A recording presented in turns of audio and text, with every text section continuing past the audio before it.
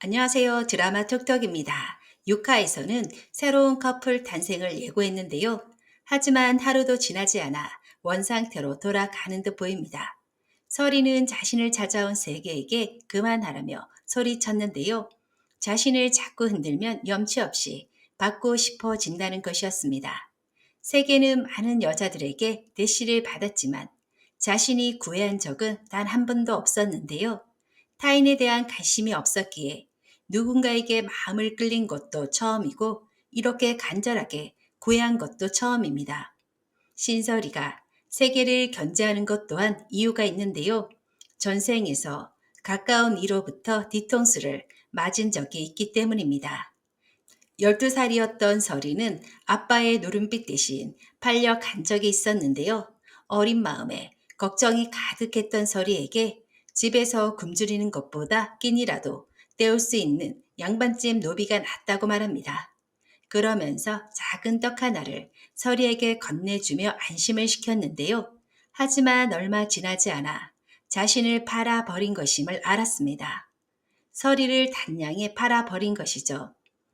게다가 자신을 기생집에 팔면 북촌의 집 한 채는 생길 거라며 추가 돈까지 요구하는 장면을 목격했는데요.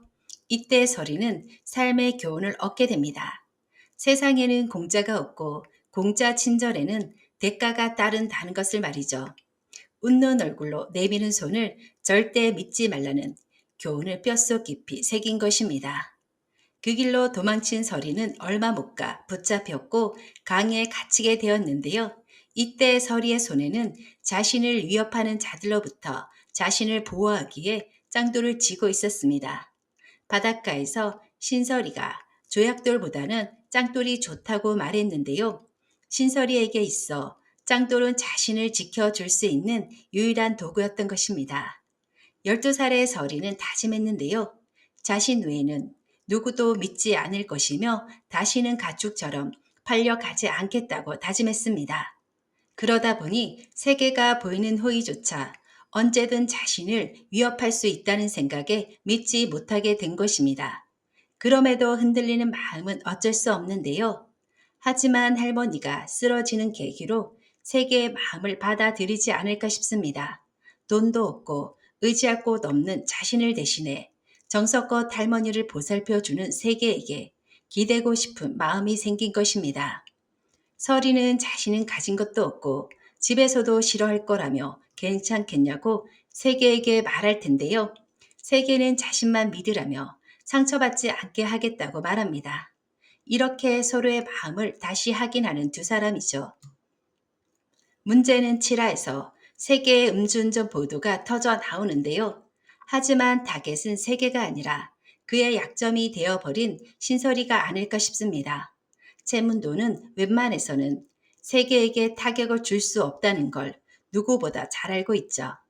하지만 신설이가 추락하는 걸 세계가 보고 있지 않을 거라는 걸 누구보다 잘 알고 있습니다.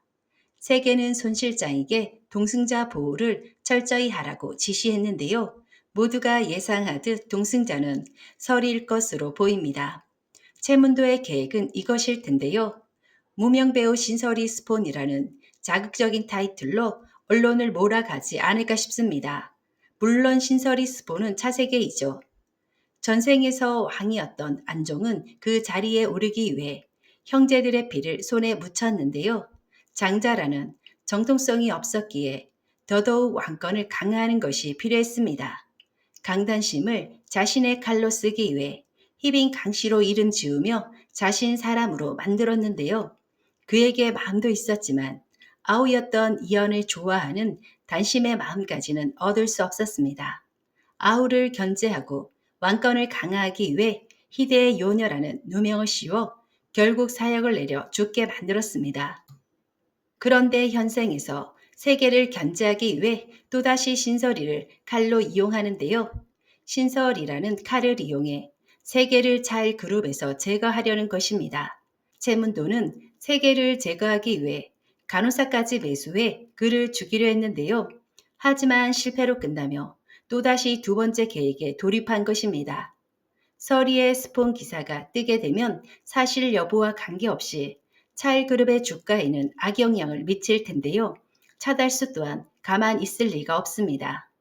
우아해서 차달수는 변호사를 통해 자신이 보유한 차일그룹 지분을 세개한데 상속하려는 작업을 진행했습니다. 문제는 공증을 의뢰받은 변호사가 채문도와 한패라는 것이죠.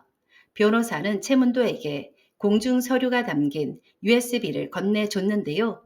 물론 이 사실을 세계는 모르고 있습니다. 차달수가 차세계 모르게 진행하길 원했기 때문이죠. 상속 공증은 당사자 동의 없이 주민번호로도 가능합니다. 차달수는 채문도를 신뢰하는 듯 보였지만 결국 차세계가 차일 그룹을 잘 승계할 수 있는 도구로 쓰려 했던 것입니다. 채문도 입장에서는 충분히 배신감을 느낄 수 있는 일인데요. 차달수가 죽어갈 때 그에게 간을 공유해 살려준 것도 자신이기 때문입니다. 게다가 온갖 비위를 맞춰가며 세계 대신 자신이 후계자가 되기 위해 온갖 노력을 기울이고 있는데요. 물론 수단과 방법을 가리지 않는 온갖 불법들을 자행하고 있습니다. 어쩌면 자달수 또한 겉으로는 채문도를 믿는 듯 보였지만 이런 그의 이중성을 알고 있지 않았을까 싶습니다. 그는 채문도를 볼 때마다 세계가 너의 반만 닮았으면 좋겠다는 말을 입버릇처럼 해왔는데요. 현 상황으로 보면 채문도를 신뢰해서라기보다 세계를 후계자로 만들기 위해 그를 수단으로 쓴 것으로 보입니다. 차달수가 변호사를 만나기 전 채문도에게 이렇게 말했는데요. 그룹 승계권도 손봐야 하니 리조트 것만 잘 마무리해 달라고 당부를 했습니다. 차달수가 채문도에게 뒤통수 맞을 날이 얼마 남지 않은 것으로 보입니다. 세계는 차달수가 자신 앞으로 모든 차일 지분을 상속 승계하는 상황을 전혀 모르고 있는데요. 차달수가 지분 승계를 이 시점에 하는 것도 채문도가 세계에게 위협이 될 수 있다는 판단을 한 것이 아닐까 싶습니다. 갑작스럽게 자신 신변에 문제가 생기면 차일 그룹을 놓고 세계와 채문도 사이에 엄청난 갈등이 벌어질 거라는 걸 누구보다 잘 알고 있습니다.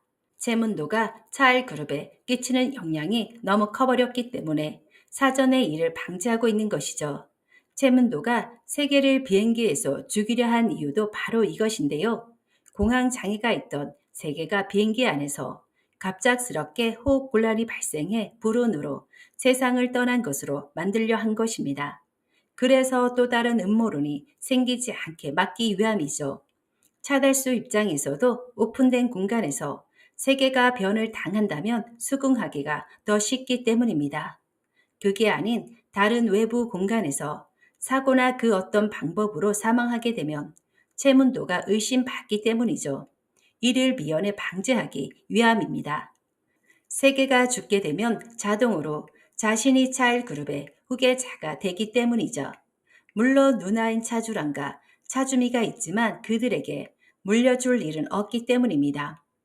하지만 채문도 뜻대로 되지 않을 것 같습니다.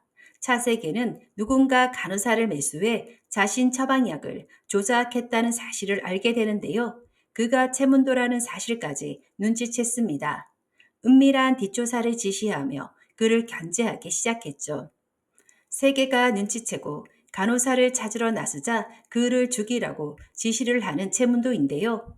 다행히도 세계의 비서관이 그를 발견하고 병원으로 옮긴 것으로 보입니다.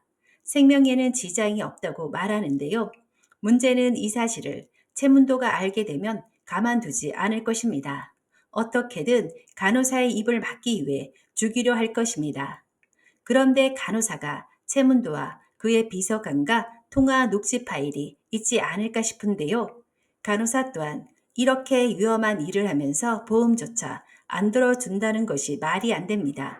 결국 세계의 손에 녹취 파일이 들어가게 되면서 채문도의 실체가 밝혀지지 않을까 싶습니다. 오늘 영상은 여기까지입니다. 구독, 좋아요 눌러주시면 감사드리겠습니다.